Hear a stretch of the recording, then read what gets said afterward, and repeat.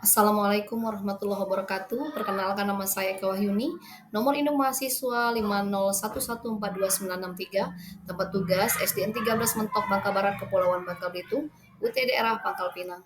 Di sini saya akan mencoba menjawab pertanyaan diskusi 11 mata kuliah studi komparatif pendidikan dasar di berbagai negara. Analisis sistem pembelajaran tematik terpadu di sekolah dasar, tepatnya di SDN 13 Mentok Bangka Barat. Satu, model pembelajaran terpadu yang relevan, model Webet atau jaring laba-laba. Karakteristik tema sebagai pusat integrasi berbagai mata pelajaran, relevansi sesuai dengan K13 dan kurikulum merdeka yang menerapkan pembelajaran tematik.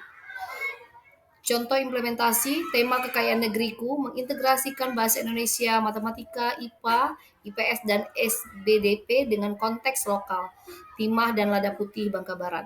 Model integrated terpadu penuh, satu karakteristik mengintegrasikan keterampilan konsep dan sikap dari berbagai disiplin ilmu, relevansi sejalan dengan pendekatan saintifik dan profil pelajar Pancasila, penerapan memadukan kompetensi yang overlapping dari beberapa bidang studi. Dua, implementasi pembelajaran tematik terpadu. Satu, tujuan memberikan pengalaman belajar bermakna dan kontekstual, mengembangkan kompetensi holistik, kognitif, afektif, dan psikomotor, meningkatkan efisiensi dan efektivitas pembelajaran, memudahkan pemahaman konsep secara utuh dan terpadu. Dua, fungsinya memberikan kemudahan memahami konsep materi dalam tema, menambah semangat belajar peserta didik, pembelajaran menyenangkan dan relevan dengan kehidupan sehari-hari. Landasan pembelajaran A. Landasan filosofis, konstruktivisme, peserta didik membangun pengetahuan melalui interaksi dengan lingkungan. B. Landasan psikologis sesuai tahap operasi konkret, Piaget. Anak SD berpikir holistik, belum memisahkan konsep secara tegas. C. Landasan yuridis, Permendikbud tentang kurikulum 2013 dan kurikulum merdeka. D. Landasan pedagogis, developmentally appropriate practice atau DAP, kesesuaian dengan tahap perkembangan anak. Prinsip-prinsip pembelajaran, satu prinsip penggalian tema. Tema dipilih berdasarkan kedekatan dengan peserta didik, contoh tema lingkungan pesisir sesuai kehidupan siswa. Dua, prinsip pengelolaan pembelajaran, guru sebagai fasilitator, menciptakan lingkungan belajar kondusif. Tiga, prinsip evaluasi holistik, penilaiannya menyeluruh, proses dan hasil, menggunakan penilaian autentik. Empat, prinsip pembelajaran aktif, siswa sebagai subjek pembelajaran, kegiatan yang dilakukan observasi, eksplorasi, dan eksperimen. Rambu-rambu pembelajaran, satu, tidak semua mata pelajaran harus dipadukan, seperti mata pelajaran PAI dan PJOK tetap berdiri sendiri. Dua, kompetensi dasar tidak dipaksakan, KD yang tidak sesuai tema tidak perlu diintegrasikan. Tiga, tema disesuaikan konteks lokal, memanfaatkan kearifan lokal Bangka Barat. Empat, tetap memperhatikan standar kompetensi, integrasi tidak mengurangi kedalaman materi. Tahap perencanaan, pemetaan kompetensi dasar, penentuan tema sesuai KD, penyesuaian jaringan tema, web tema, penyusunan silabus dan RPP, penyiapan media dan sumber belajar. Contohnya tema indahnya kebersamaan pada kelas 4, bahasa Indonesia, teks cerita pengalaman, IPS keberagaman suku dan bangsa, PPKN nilai-nilai Pancasila, SBDP lagu daerah. Kegiatan pendahuluan 10-15 menit, apersepsi, penyampaian tujuan dan motivasi. Kegiatan inti 120-150 menit, pendekatan saintifik 5M, mengamati gambar video objek nyata, menanya pertanyaan tentang pengamatan, mengumpulkan informasi dari berbagai sumber, mengasosiasi, mengolah informasi, mengkomunikasikan presentasi hasil kegiatan, presentasi hasil, kegiatan penutup 15 menit, refleksi, kesimpulan, dan tindak lanjut. Tahap evaluasi, penilaian otentik dan berkelanjutan, penilaian sikap, observasi, jurnal penilaian diri, penilaian antar teman. Dua, penilaian pengetahuan, tes tertulis, lisan, dan penugasan. Tiga, penilaian keterampilan, praktik, produk, proyek, dan portofolio.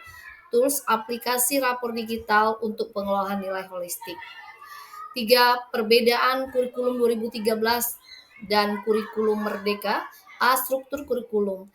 Aspek yang dilihat adalah dari pendekatan tema, struktur, serta ciri khas. Kurikulum 13 dari pendekatannya adalah tematik terpadu kelas 1 sampai kelas 6, sedangkan kurikulum merdeka berbasis proyek dan tema fleksibel. Kurikulum merdeka ditentukan nasional 8 sampai 9 tema per tahun. Kalau kurikulum merdeka guru bebas menentukan tema. Struktur pada kurikulum 2013, subtema dan pembelajaran tersusun sistematis, sedangkan kurikulum Merdeka fase pembelajaran yaitu ada pada fase A, B, C. Ciri khas di kurikulum Merdeka tidak ada, di kurikulum 13 tidak ada, di kurikulum Merdeka itu project P5. B. Capaian pembelajaran kurikulum 2013, kompetensi inti, KI, dan kompetensi dasar, KD, target per semester atau tahun ajaran, sistem predikat, dan deskripsi.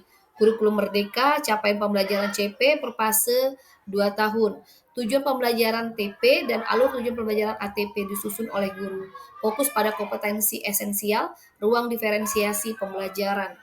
Nah, sedangkan C, pendekatan pembelajaran, kalau kurikulum 2013 pendekatan saintifik 5M, model discovery learning, PBL, PJ, project based learning, literasi dan numerasi terintegrasi. Sedangkan kurikulum Merdeka pembelajaran berdiferensiasi, teaching at the right level, literasi dan numerasi lebih eksplisit, social emotional learning, P5 terpisah dari intrakurikuler yaitu sebagai co-kurikuler. D. Penilaian. Pada kurikulum 2013, penilaian otentik 3 ranah, PH, PTS, PAS, rapor pendidikan ABCD plus deskripsi, ada KKM. Sedangkan kurikulum Merdeka, penilaian formatif lebih dominan, asesmen diagnostis di awal, rapor naratif perkembangan siswa, tidak ada KKM, cuman ada kriteria ketercapaian atau KKTP. Peran guru pada kurikulum 2013 sebagai fasilitator dengan panduan detail, implementasi struktur dan seragam, kreativitas terbatas, struktur tema. Kurikulum Merdeka, guru sebagai perancang pembelajaran, otonomi besar merancang pembelajaran, dituntut lebih kreatif dan adaptif, mitra belajar peserta didik.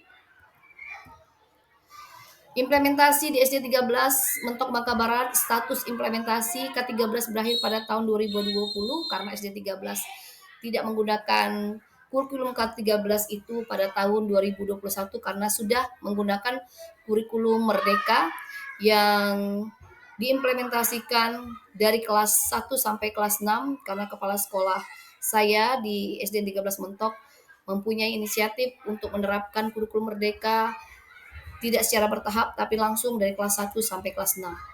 Di SD 13 tempat saya mengajar menjadi salah satu sekolah penggerak angkatan pertama di Bangka Barat pada tahun tersebut.